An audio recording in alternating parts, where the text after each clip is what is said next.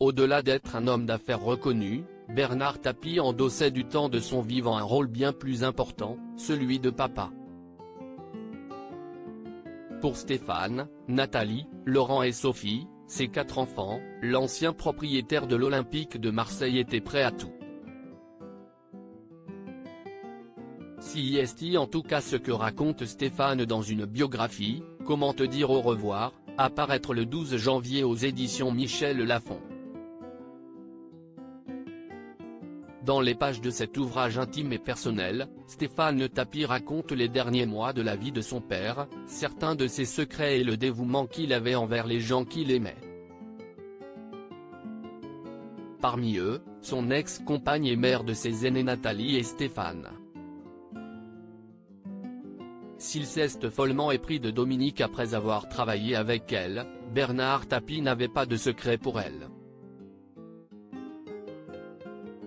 Une condition était non négociable concernant son ex, être voisin de son ex Michel Leyec.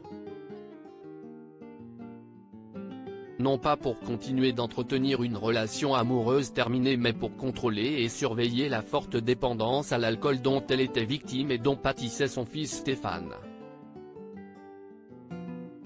Dans Gala, qui publie quelques extraits de la biographie, on apprend le calvaire qu'a enduré le jeune homme à l'époque. Ma mère était la femme de ma vie mais je n'ai pas vécu de jeunesse car il fallait toujours être en alerte.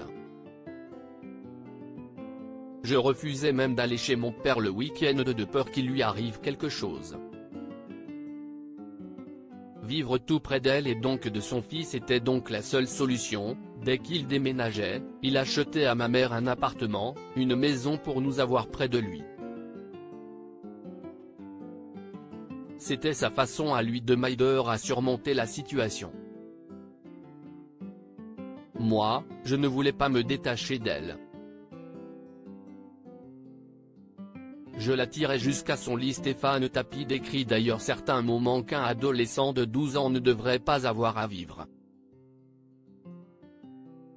Sa mère Michel étant alcoolique, rares étaient les fois où les retrouvailles à la maison se déroulaient comme chez tout le monde. Quand je découvrais ma mère en très mauvais état, je l'empoignais tant bien que mal et je la tirais jusqu'à son lit. Je me murais dans le silence comme dans un blockhaus. J'y ai laissé une grande partie de mon équilibre et seuls mes enfants ont réussi à me reconstruire. Un dénouement heureux possible grâce à la vigilance de Bernard Tapie, patriarche au grand cœur.